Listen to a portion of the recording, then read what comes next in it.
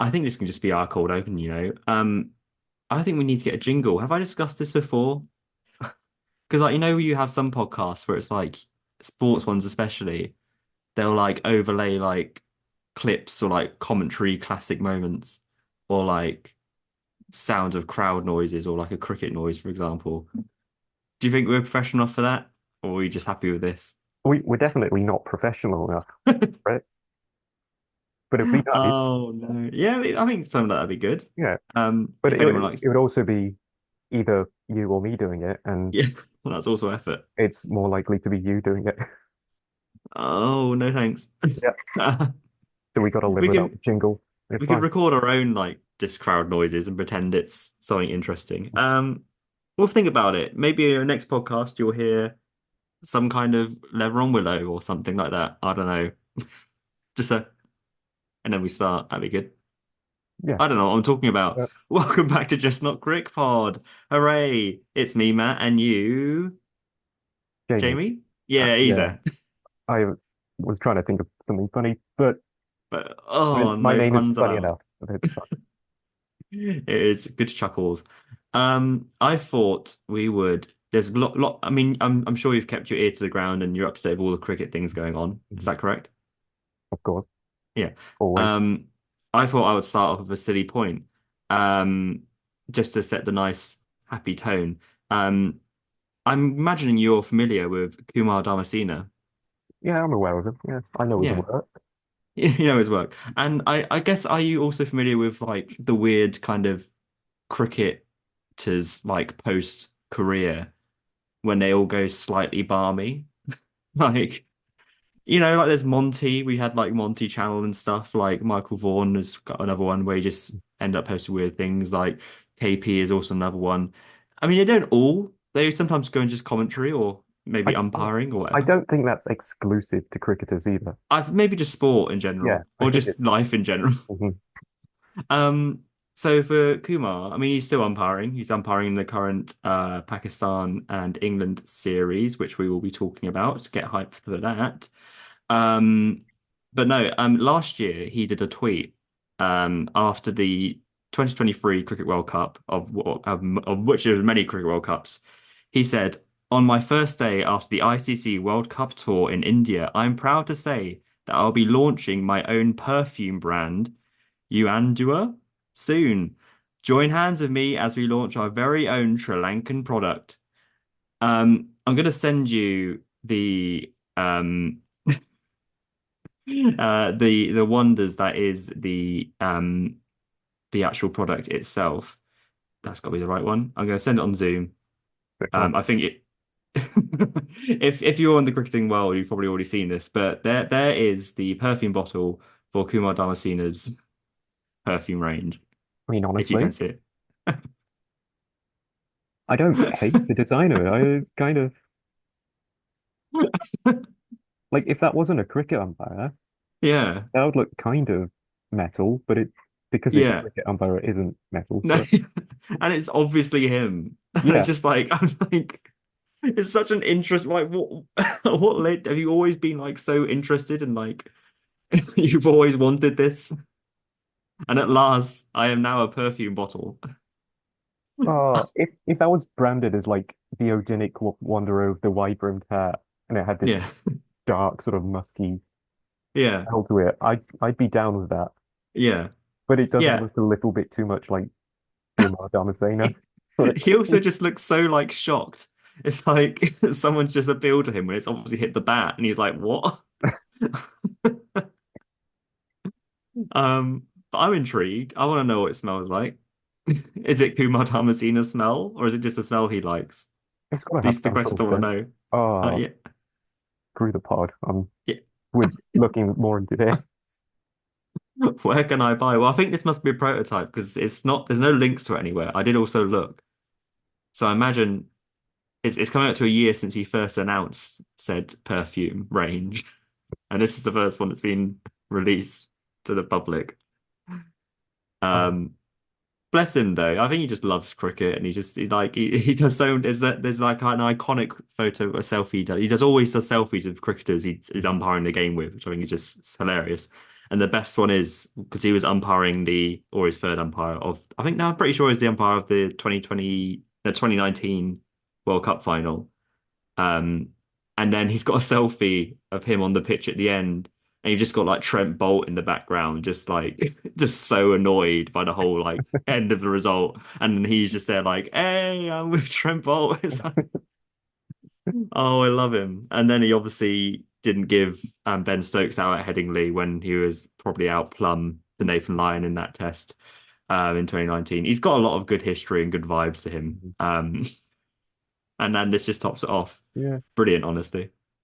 Yeah, I dig this. Yeah, it's great. I mean, and I also love just when we get a silly point. That's always the best kind of news. Um, in terms of other silly points, we can talk about some cricket if you like. Sure. If we have to. Yeah, I mean, I think the most big groundbreaking story-ish, especially over the last day or so, was the result in the Women's T20 World Cup. Yesterday, England played West Indies in what effectively turned out to be a knockout game due to other results. If England won, they would have gone through. Obviously, West Indies won, they went through. But there's a fun little thing which obviously never came to pass because England got absolutely thrashed. If there had been a super over and England had lost a super over, England still would have gone through. So, I mean, that makes perfect sense, does it not? That's always just cricket. That's what we love to see. Just because of stupid, I think because the net run rate would have been Yeah. so minuscule that Well, it would have been fine. But it's like, I assumed going why? into it, it was England and West Indies on the same number of points.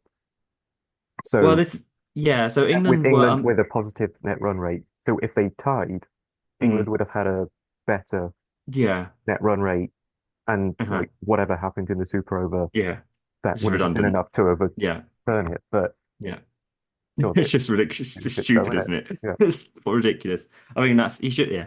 But yeah, the scenario was that England were unbeaten going into yesterday's game. They had played three, won three, had a decent-ish net run rate. West Indies had played three and lost one. Um, and then it ended with in Group B, West Indies, South Africa, and England finishing on 6 points each. But then England missing out by 0 point something four or whatever to qualify to get through to the knockout stages. Um, so I mean that's fine. I mean net run rate is one of those things, and on the surface level you'd be like, it's just that just happened. Um, but honestly, I watched most of this game yesterday because it I knew it was knockout times, and it was awful. Like I don't want to hold me punches that, but it was just it was. I mean, England batted first, and they scored 141, which I think we discussed on the last pod that scores in this World Cup have been a bit kind of. There's not been many huge groundbreaking scores. They've kind of been between highest is I think the highest was from like New Zealand when they got 160 or something. And then otherwise they've kind of been up to kind of 120. So I guess England 140 is what you'd expect. Nat Skipper got 57. Um, and not much else, which I kind of also think is an issue because I think it's just that kind of reliance on players. It reminds me a lot of when Root was just scoring the runs for England back in 2021. It feels that kind of vibe with Nat. Um, so they got 141 for seven, and there was a lot of questions being like, oh, they'll be pretty happy with that. That's above par score, yada yada yada.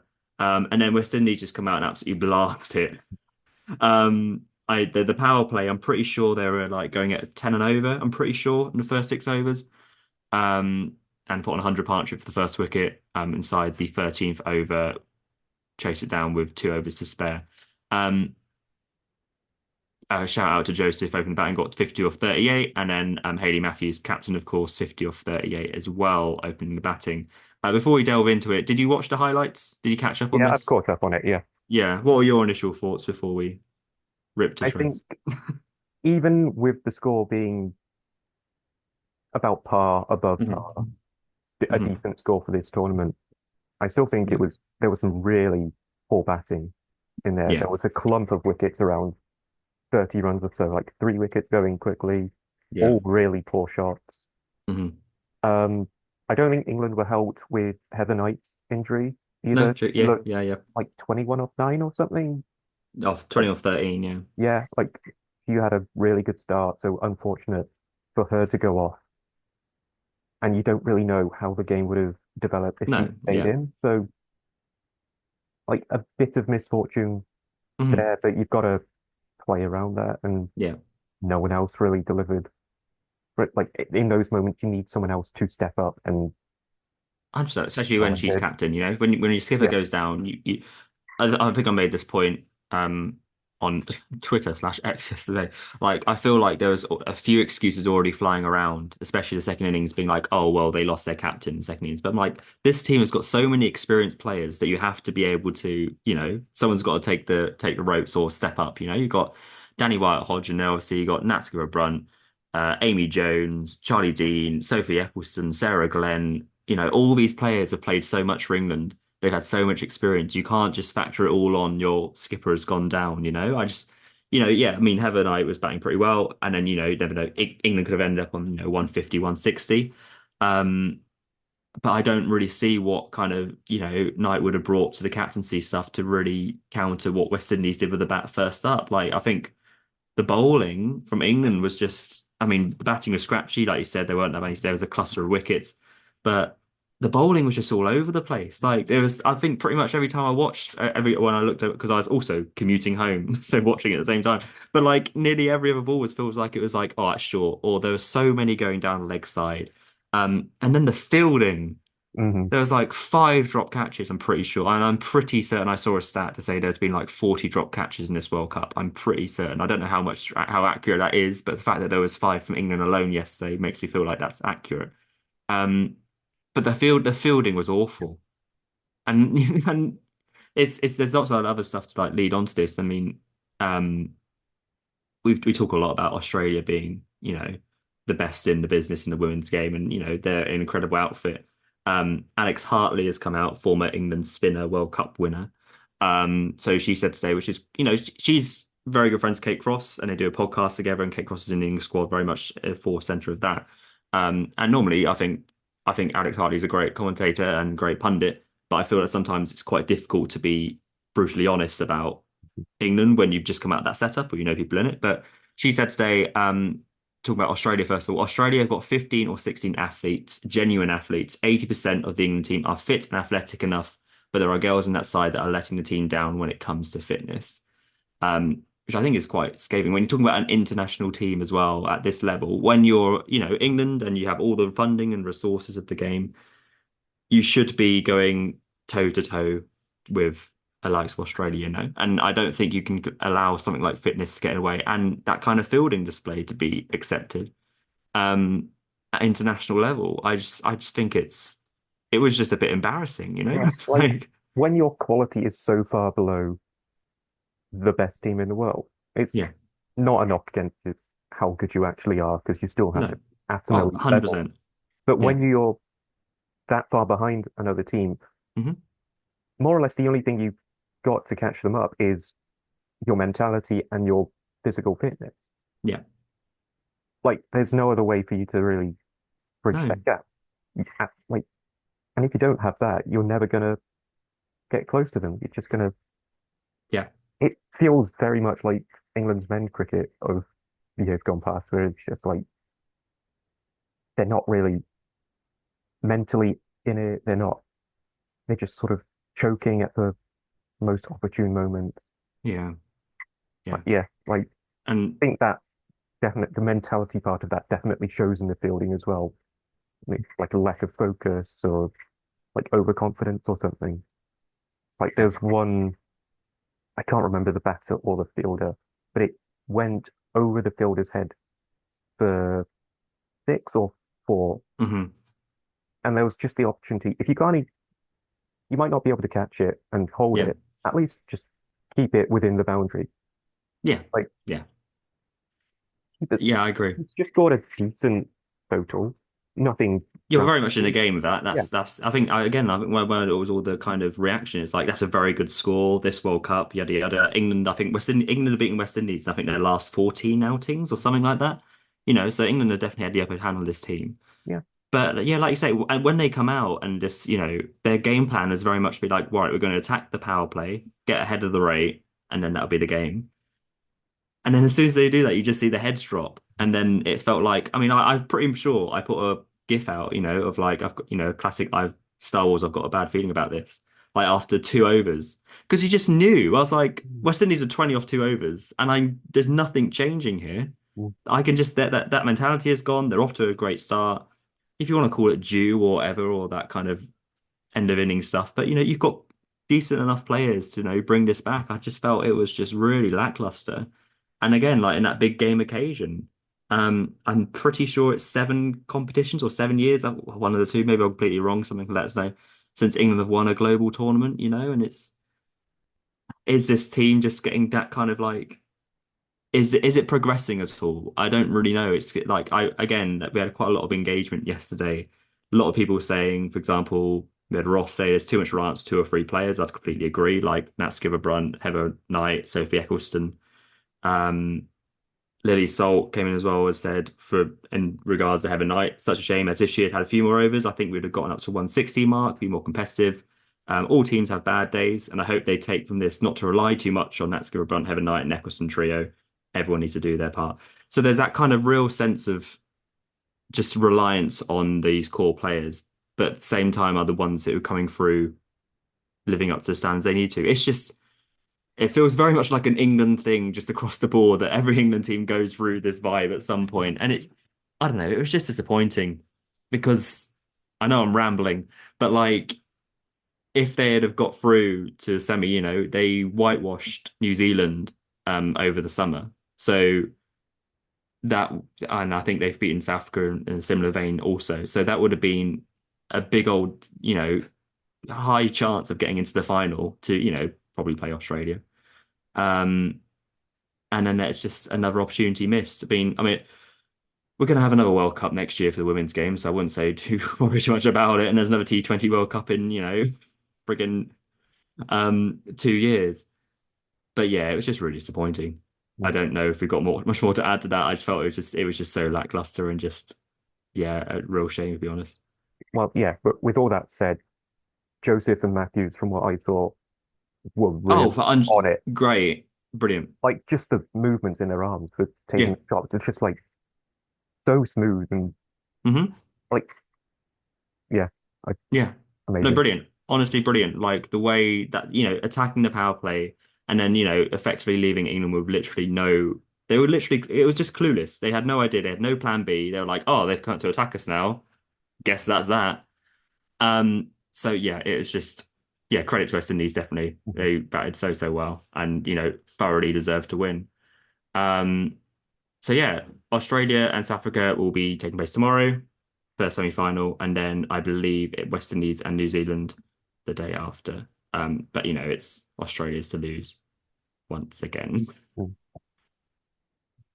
Oh, never mind. But yeah, not got much else to say about it. I mean, I guess questions will be will have a night stay on? Is it time to someone new, freshen it up a bit, that kind of stuff, all that kind of things like that. Um, we'll see. Who knows? Um, like you said, there's gonna be another World Cup next year, so we'll be back to that again. Yeah, there's Oh, always one not far away. yeah, always. It's never far away. Um, right. I mean, we've got other England stuff to talk about. So let's hop over to Pakistan, shall we? Um, okay, so we missed the first test, but we can quickly review that if you like. I mean, the second test is currently ongoing between England and Pakistan. Do you want to do a very quick roundup of the first test? What are your thoughts, reactions, any hype? Absurd. Yeah, I think that's all you need. I think so. Like it's got to Yeah, be the biggest one inning. I don't know how to phrase this. It has go to be on. the biggest first innings score Mm, to then lose by one innings. yeah, I think so. I think it is.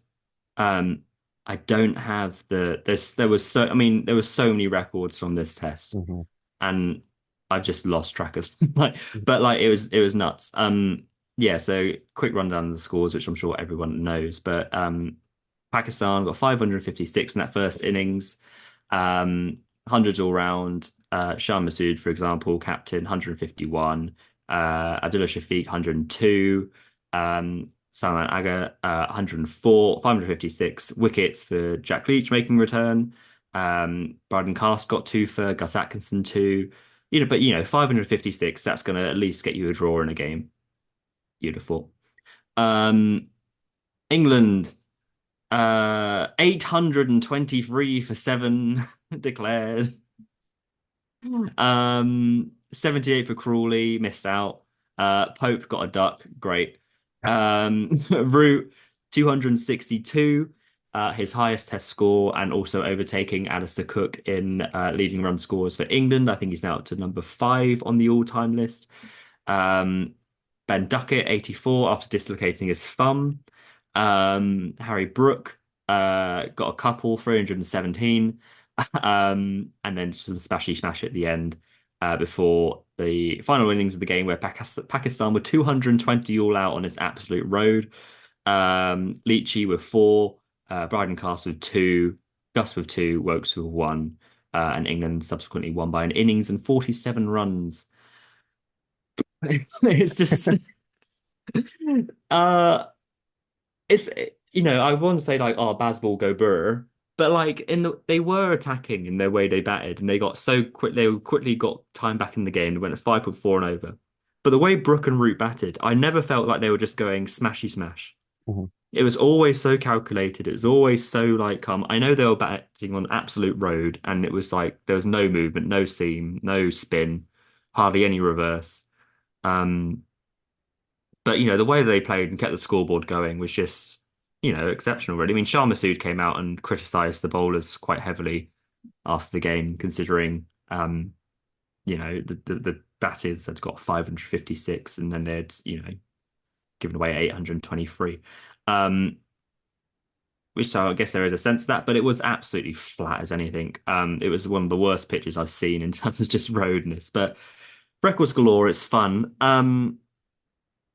I just don't really know what to say. It's also the highest record partnership for England pair as well ever. Between Brook and Root, I think they put on like whatever it was, 400 something.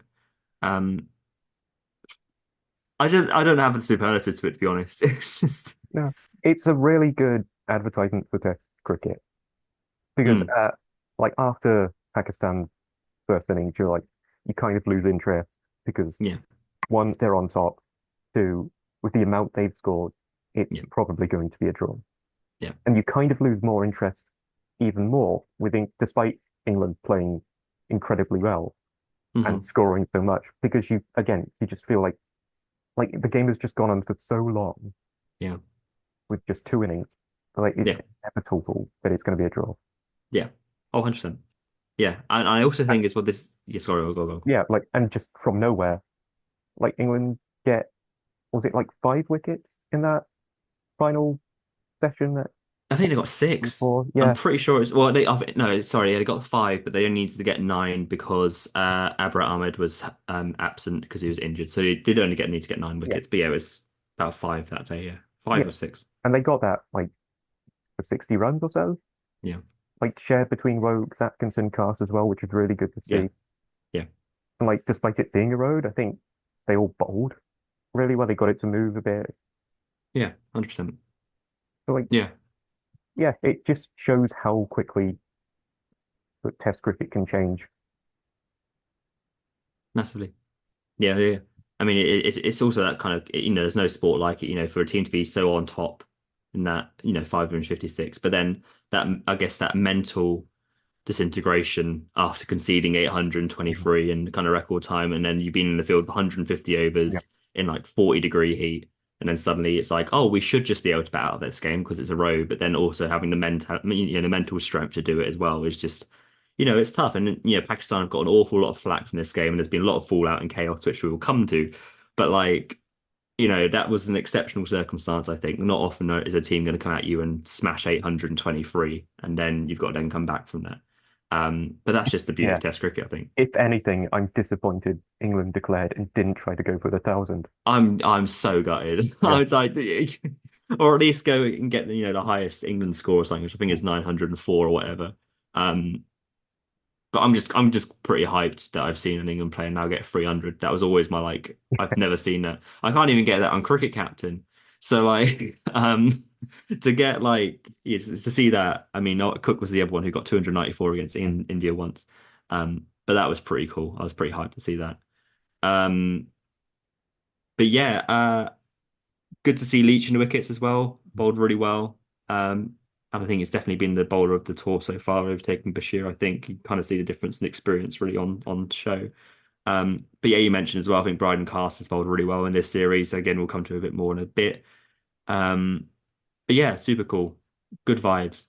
Um, but then to fast forward a bit, because obviously that game happened last week.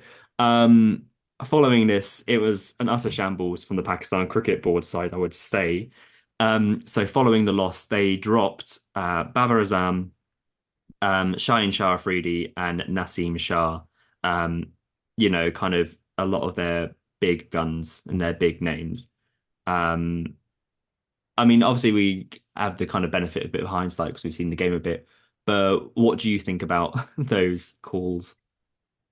It feels more political than form based. Hmm. Like I know Baba hasn't been like tearing it up Yeah, the test format for a little while now, but he's yeah, still Baba. So yeah, I think it's a big call to drop Baba, but you can kind of get away with keeping him in the team because it's still him. yeah, But when you're dropping three very high profile players, yeah, something else is going on, yeah, and I mean, yeah. it's not a good sign, but they've managed to get a decent score again. So They do well, yeah. I mean, we'll come to that in a bit, yeah, definitely. But yeah, it just feels a lot going on behind the scenes. Like the select, it's also the coach and the captain. I'm pretty sure. Again, people can let us know if I'm wrong, but I'm 99% certain that the selectors do not take into account the coach and the captain say like they pick the squad and then the captain and the coach get the squad that they're given. So there was quite a lot of videos and stuff of Jason Gillespie, Pakistan coach, being quite animated when he's talking to Babar Azam to kind of feel get the sense that he doesn't agree. mhm. So there's a lot of kind of like you say that kind of politics behind the scenes. You've had so much going on with Pakistani cricket kind of over the last few years, like with Shaheen Shah Afridi, he's been in and out of captaincy. We mentioned last time Babar Azam was white ball captain, and then suddenly he's not and then suddenly he is again. It's there's just so much, and like the mental toll on a player when you've got so much going on behind the scenes is also another thing to factor in. Why someone like Babra's not been scoring, I think, in the last 2 years. I think he's got 50 in Test cricket since when was it? I think the last England tour maybe. Um, so yeah, I mean, if you are gonna, as they're now saying that they're resting them or rotating them or whatever, do that at the beginning of the series or make that clear from the beginning of the series. You're not doing that as, on the back of a really harrowing defeat. You're doing that as kind of a scapegoat and there's other stuff going on. So I do think, yeah, there's more to that than meets the eye for sure. Um, Good vibes. Yeah, love it. Love to see. But like you say, they've done all right. So they all the selectors and Pakistan Cricket Board were completely correct. So fast forwarding to the current test, which is kind of heading towards its midpoint. So by the time you listen to this, it might already be over. Pakistan batted first in this game, got 366. On also another thing to note, the same pitch, the same pitch as the first game. So we're currently just finished day 7 on the same pitch, which I think also kind of is the one of the first times this has happened since timeless tests. Which, if you remember, Jamie, when we first started Just Not Crick Pod, I told you about city points where there was timeless tests, and they had to finish a timeless test because the England players in South Africa needed to get a boat home. I absolutely remember that. The boat is ringing now, actually. Yeah. So to have a same game on the pitch and it's only just started to spin after day 7 is ridiculous. But it's made for such a more interesting game, honestly. So yeah, so much more in it for the seam bowlers and spinners as we're seeing now. So yeah, Pakistan got 366. Uh, Kamran Gudam got 118 on debut, batting at four. Sino got 77. And there's kind of a bit of rearguard action towards the end to get Pakistan up to 366 after one stage being, what was it? 264 for six. So, classic England scenario there of putting on another 100 runs for the tail enders. Um, Wicket shared, Potts in for this game, 2 for 66. I think he bowled really well. Some really good reverse, a decent pace. Bryden Cass, 350. I think stand out of bowlers. Um, I mean, there was a lot of people being annoyed it was on his trip and playing. I was sort of like, I don't understand why. I think I said this last time. I think he's really good. He might not be the finished quite article, but he's about 28. He's got a bit more experience. He's got pace. He can bat, and I think he can be a good asset in all forms of the game for England. So glad to see him do well. Leach got another four for, and Bashir got one for 85, and obviously Stokes is back with bowling too. Um, do you see much of this? I've Got not much of an seen opinion on this? any of the first innings, to be Oh, honest. that's all news to you. That is, I'm completely caught up. Yeah.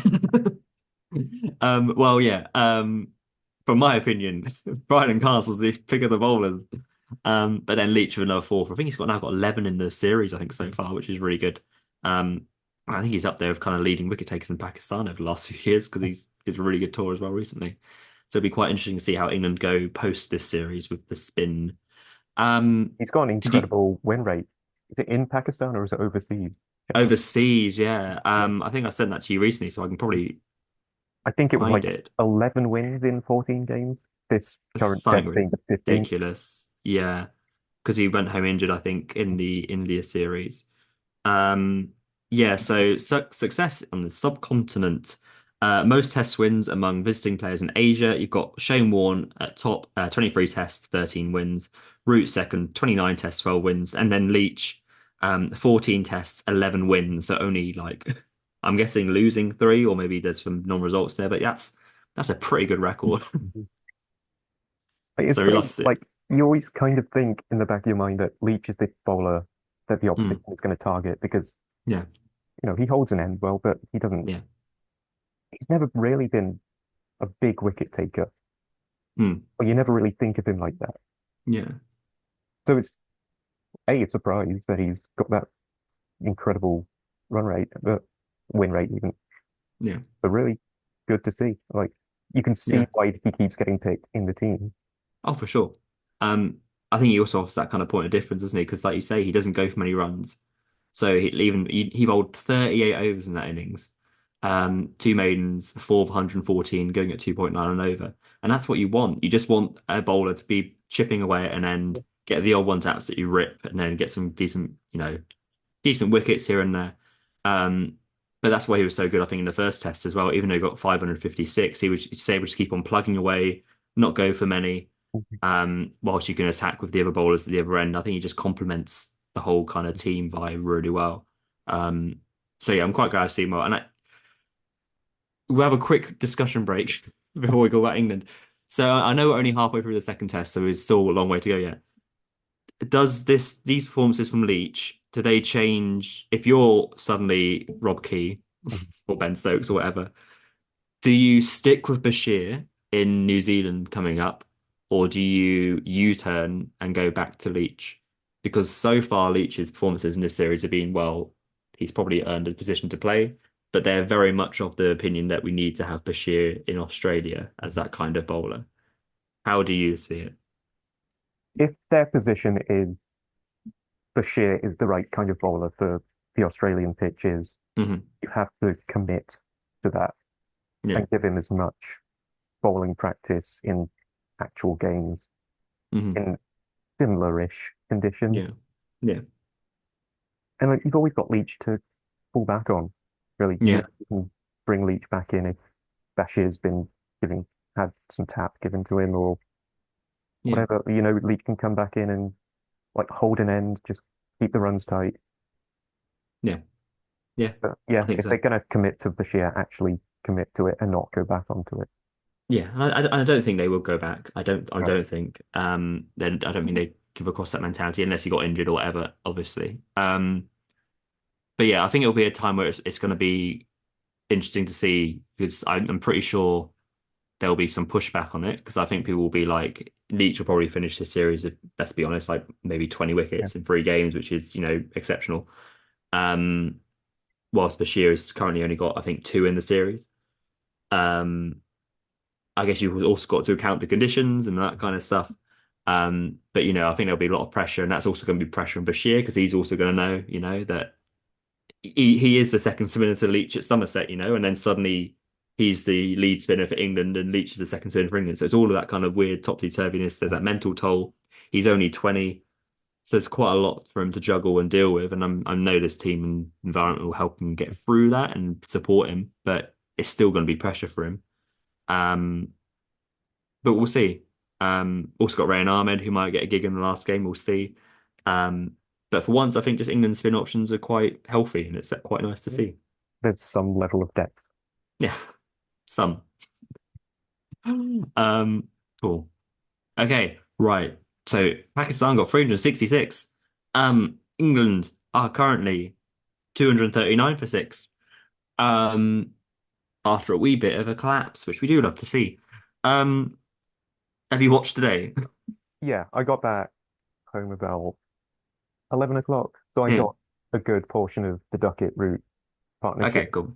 I And saw the drama at Duckett. the end. Yeah, I know, I missed that. Oh, of course.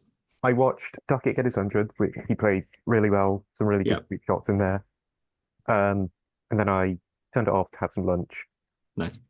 Assumed Duckett and That'll Root just would keep just going kind of on. go on. Yeah, And I kind of looked just before the pod to see what the score was, and yeah, there's been a few wickets. yeah. A couple, Yeah, couple, one or two. Yeah. So as Jamie mentioned, you got Duckett with a great 100, It's only his fourth Test 100, which surprised me. Um, and I think there's been a lot said of it. He's got out quite a lot of times between like kind of 70 and 100, which I don't think is a bad problem. Um, and I think he's also the kind of player where it's important how much he sets the tone and the impetus for the innings, and that's gone a long way for England winning games. So I don't think it's too much an issue. But I think he said he would like to up his conversion rate, so that's good for him. Pope got 29, Root 34, and then that's where the collapse kind of really instigated. Brook out for 9, Stokes out for 1, his first game back after about 2 months. And then currently Jamie Smith is 12 not out and Brydon Cast 2 not out. The main instigator of this chaos was Sajid Khan, 4 for 86. And looks like he wants to fight everyone when he gets them out, which is a real joy. Um, No Man Ali, 2 for 75 as well. And then a few over Sahi Mahmood, a leg spinner. But I mean, it's annoying that England had that collapse, but it also just makes this game much more interesting. I know that comes from like I think that'll probably annoy maybe like Australian fans, be like, oh, why are you talking like that?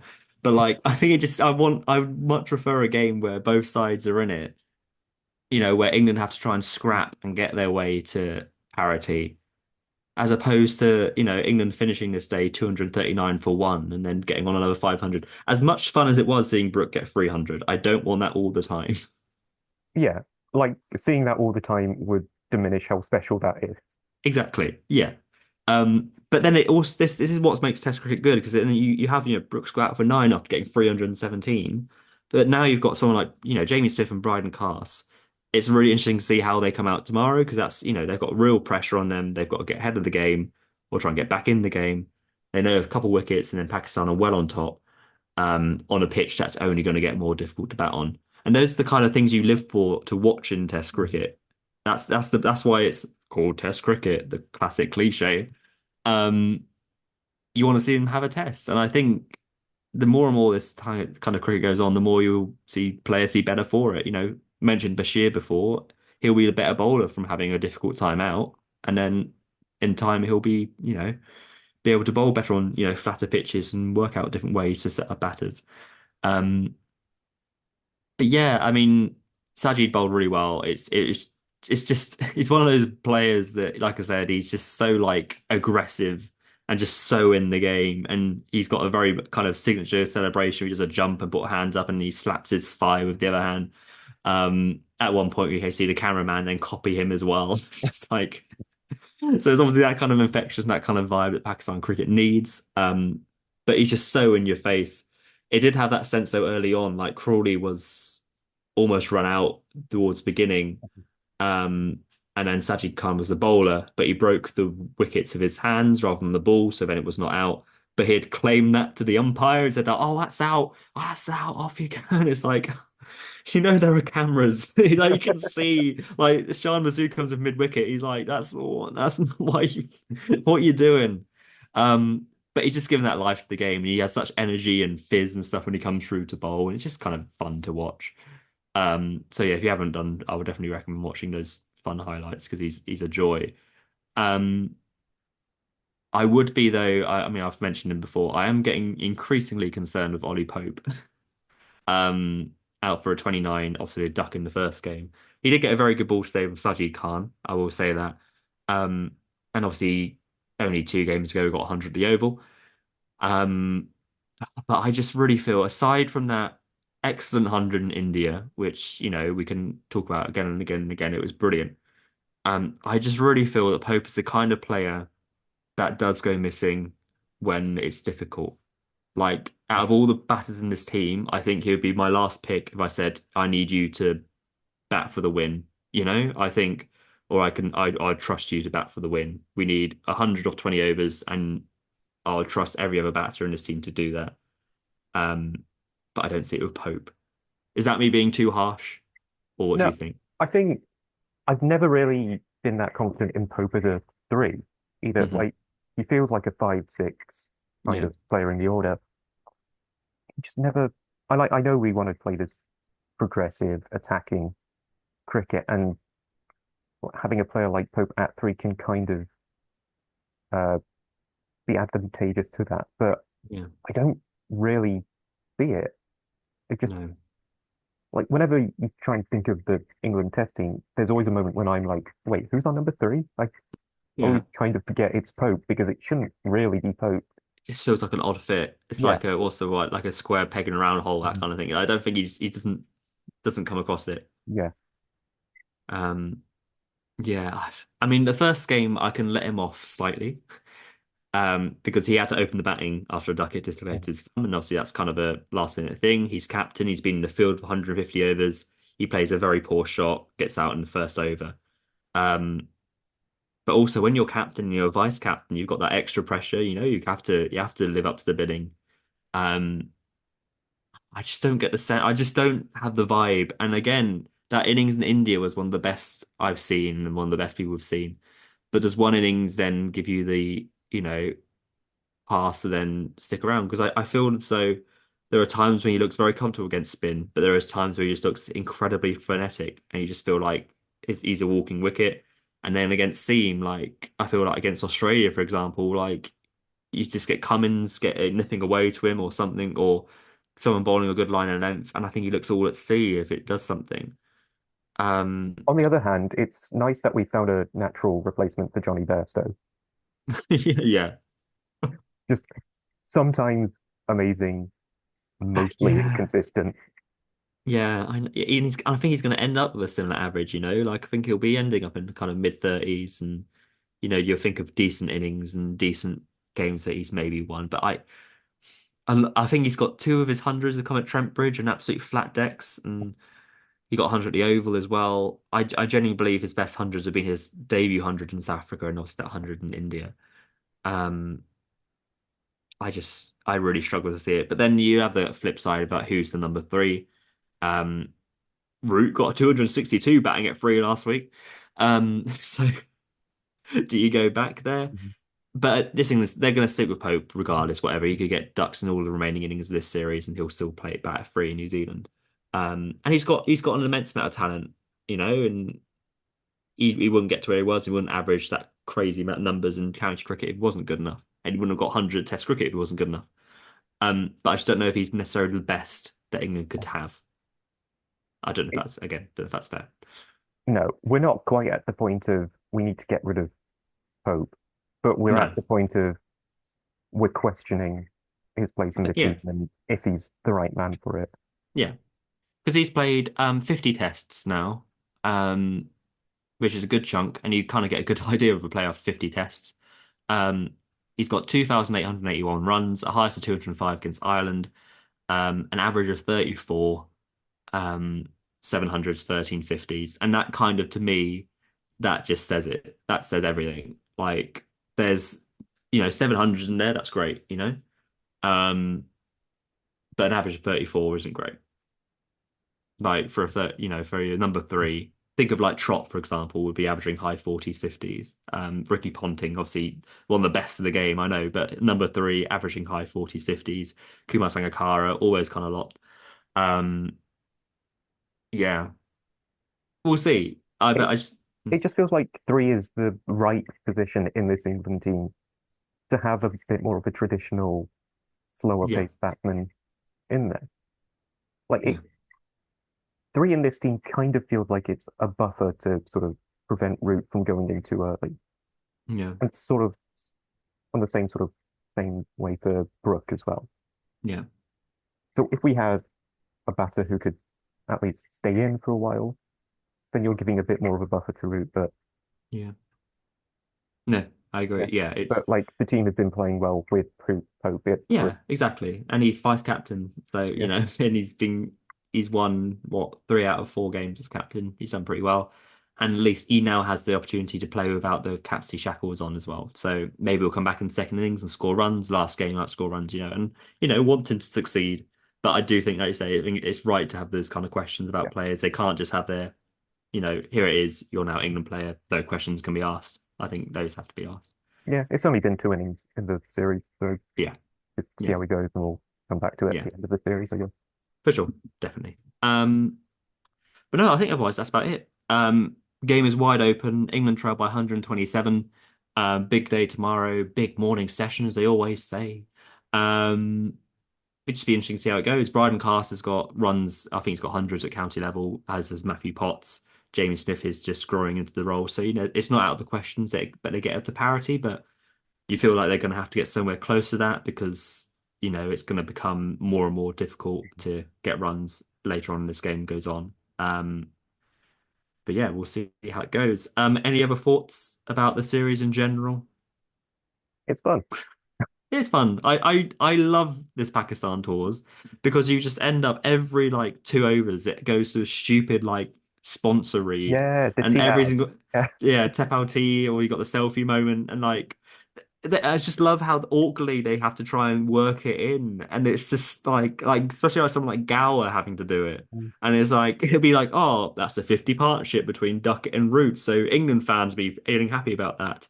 You can also feel happy with and with this whatever it is, this selfie moment, or like here's this like washing machine. Like I just think it's great. I honestly I would watch the entire series with just highlights of those ad reads Mhm. and I think you Yeah. get the whole story. I always enjoy when it cuts to just a couple of people having a little kind of plastic cup of tea. Like Yeah. Oh, that's there's also that's what we're going to do to advertise our product. Just I couple of love it. people kind of smiling at having Yeah. probably less than average cup of tea. There's also like the charging one where they're charging their phones and just looking at Mm. their phones. Like they've obviously all been told like don't look at the camera. You can't look at the camera. Like you've got the people doing the selfie shots as well, and they're holding up the camera for about like 30 seconds whilst it's like I was saying like, oh, here's the selfie moment or whatever of the day. And they're like just this awkward family just like posing like, the V sign for ages. It's like we're just gonna hang on that shot. Yep, we're still there. We're still I love it. I honestly absolutely adore it. And there's no other tour, in the world that has those kind of ridiculous moments. And I just want more of them, please. It's what cricket is really missing. It is. Honestly, it is. Um But yeah, that's about it from the Pakistan stuff. Next time we talk, it'll be the result of this game and maybe result the third one, most likely when we record it.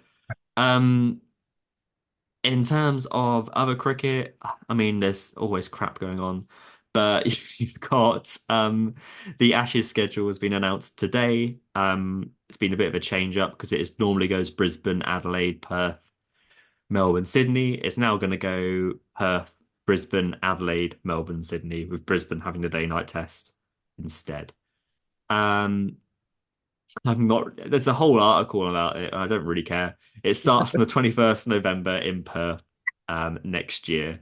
Are you hyped for the Ashes next year? Let's get closer to the Ashes. Let's maybe finish this test series before we get hyped for it Oh now. God, it's just everything. It's always the Ashes. But yeah, that's all the cricket news I've got. I'm pretty sure, unless there's been anything that's broken in the last 2 minutes. Uh, Unless Kumar's officially launched his perfume. I will be ordering it. Mm. Alistair Cook was enrolled onto the ICC Hall of Fame, which is good for him. But no, that's about it. Cool. Um, what? Not crick. We have a not crick. Yeah, it's our famous segment. We've played the jingle we don't have. It's not crick. Yeah, we are playing it. It's just you can't actually Yeah, hear it. yeah, You yeah, have yeah, to like listen carefully for the remainder of the yeah. episode to hear it and Exactly. Yeah, like and it subscribe is and there. stuff like It that. is there. Yeah, If you subscribe, you'll be able to hear the jingle. yeah. But you have to subscribe on every platform. Hmm. Yeah, Yeah. Anyway, uh, the FA have announced Thomas Tuchel as the new England manager. he is. Yeah. Uh, he had, I think, signed prior to the two friendly games that Lee Carsley Hmm. took. Uh, just a good appointment, really. Yeah, It yeah, He seems to suit tournament football really well. He's got an incredible win percentage. Won the Champions League with Chelsea, won the Ligue yeah, 1 with PSG, won the Bundesliga, won several domestic cups, yeah. and Proper it, coach. yeah, an actual proper Yeah, coach. And if like someone who's not a coach like Southgate can get England to finals yeah, and play shit while doing it, yeah, yeah, yeah, you'd imagine Tuchel could actually win England yeah, something. yeah. I thought so. I've just, it's exhausting all the kind of, you know, back chat from it today being like, oh, it should be an English manager and there's other English options that could be doing this. It's like, what? What English options could be manager? Yeah. I don't, come on. As if Like, the other English options have done well in yeah, the, there's what, you gonna been go like Graham Potter, who's been like, what? I don't get it. yeah. I really don't get it. It's it'll make more sense if he hadn't like achieved anything. But Yeah, it just seems to yeah. be he's a German. He can't possibly be England Yeah. manager. Oh, Like it's awful, isn't it? how many people are still living in World War II? I know it's horrific. Like there's a freaking like Daily Mail article which is, Yeah. scum of the earth, wasn't it? Of something like England's worst nightmare or something, or A dark day for England. Three lions gamble on a German in a German German in cap. capitals, but Tuchel Yeah, only has 18 months to prove he's up to it. And there was something awful. in there, a quote, uh, has nobody learned from the take the money and run attitude of Sven-Goran Eriksson and Fabio Capello? This is several weeks after Sven-Goran Eriksson Yes, yeah. passed Jesus away. Christ. And Sven And Goran was pretty successful as an England yeah, all coach. things considering, he Yeah, was pretty decent. did all right. Quarterfinals, got to knockout stages and stuff. I'm from Yeah, I think it was about decent. 5 years in the job as well. So I wouldn't call Yeah, that grab the money and run. I wouldn't have Christ called alive. Capello grab the money and run. I would have called it the FA kind of fucked him over and he Yeah, wasn't particularly suited to the job in the first place and yeah, couldn't be fucked with it. yeah. Don't blame him. But yeah, that's this classic Daily Mail Mm. like toilet paper, isn't it? But it's also it's not even just the Daily Mail. You have people like I don't know. There's also just classic like football pundits, but like Jamie Carragher and Gary Neville coming out today and being like annoyed that it's friggin' not an English manager. I'm like, just it doesn't matter. Like, it's the best person for the job. Like, if we cared about that for cricket, would we We would be annoyed every single appointment. England would never have been the top ranking test team in the No, world. we'd never have won the No, 2019 World Cup. That was an Australian. we would never No. have had Bazball. Never would have had Bazball. Yeah, never would have Bazball. Never would have won the World Cup. Mm. Never would have won the 2005 Ashes. Like, Yeah, he's the best person for the job, I'm guessing, who made himself available, so he gets the job. of all Deal with it. yeah, of all the head coaches, managers out of a job prior to this appointment. Hmm. Yeah, I think Tuchel is the highest profile Yeah. and best there is. Like there's Yeah. Allegri and there's Xavi of formerly of Barcelona. Yeah. And yeah, like I'm not particularly fussed about England. No. I'm more annoyed that it's the best manager who was out of a job that I is was going to say has this. now Would you have taken a taken him job. at United? Yeah. Yeah. Yeah. And I'm not particularly keen on him Yeah. either. Like the concerning thing for me with Tuchel would be how we would have integrated youth players Hmm. into United, but like the only manager I feel any excitement for would be Nagelsmann. Yeah. So it would have made sense to have Tuchel for like a couple of seasons, Yeah. and then when Nagelsmann's done with the next World Cup, it's kind of a natural progression of head coaches. But Yeah. whatever. Makes that weird sense now, like if they were to sack Ten Hag, like where they would go now, if they just go kind of interim like Ollie again. Um, I think would you fear that they would ever go Southgate? there's always the lingering fear of it, but I don't think it's ever going to actually No. be a serious threat. But like I think we've got Rene Hackett and Ruud van Nistelrooy, Hmm. who've both been managers Yeah. recently, so I think that's a backup plan. Yeah. But who knows? Of the Yeah. managers available, I'd take Xavi, but Yeah. Fair. I don't think Xavi would look at us and be like, "Yeah, I'm well up for that." Yeah. No, for sure. Tricky. But no, I mean, again, I'm not that bothered writing and stuff either. But like, I think you might as well just have the best person for the job. Who's the best person for the job? There he is. It's cool. I'm happy with that. I just, the absolute fallout from it is just absolute nonsense. So yeah, I'm Yeah, glad in agreement. it's weird. England fans can go fuck themselves, honestly. They're just Yeah, a 100%. weird, like the overly patriotic Oh, it's awful, isn't England it? I over hate anything it. else. Absolutely Like hate it. so weird. Yeah. I don't get in general how you can support a club for like 9 to 10 months of the year and they're Hmm. taking up the majority of your Yeah. emotion and focus and passion. But like every time England play, like once every 3 months, Yeah. like that's the most important game over like the actual, Anything. yeah. It's like you've got a hobby for the majority of the year. And then Yeah. like the most important day is like when you go, I don't know, shopping in uh Harrods or whatever Yeah. or Selfridges. It's like, yeah, obviously that's the most important thing and the thing you've looked most forward to. Like, fuck off. Awful, isn't it? I hate it. Yeah. Absolutely hate it. Disgusting. Anyway, good appointment. Good appointment. Yeah, happy. Good to go. He did like a little cheeky video and stuff earlier, being like, "Oh, hi guys, I'm a bit nervous, but I'm ready to get going, get another star on the shirt." He's like, "Oh, it's good to be nervous." So he just looks like so all like his first job. But I think it'll be fun. But that was our not crick. As you'll all know, that's always our famous segment from Jamie. Um, I think that's about it though. Again, no other cricket, no other not cricket. Um, we'll be back. I think we'll try and keep it regular-ish. Maybe we'll do a review of the final end of this game, or might be the end of the series. Who knows? Emphasis on Um, try. huh? Emphasis on try. We'll try. Yeah. I mean, we've done like three in like Yeah, 4 weeks or something. I think we're we're doing we're well. back on form. Um, If we were if you ever want, on it, if you want to see if we're ever on it, where can people find us, Jamie? just not Crit Pod, Twitter, Instagram, TikTok, YouTube, podcast Ye, places. all the places. There's always one I feel like I've forgotten, but Oh, probably. All the main places you can find us, and we'll be happily talking about cricket. And we'll see you next time, whenever that is. Maybe after Thomas Tuchel's first game. yeah, just keep a listen out for the jingle. Yeah, you'll hear it. Yeah, Maybe in your dogs can sleep. hear it. It's like a Yeah, weird frequency. my dog's been like up and about most of this podcast, so she's obviously heard it. Yeah, Cool. Right. Well, listen out for it. jingle, Jingle. We'll see you next time. Jingle. jingle.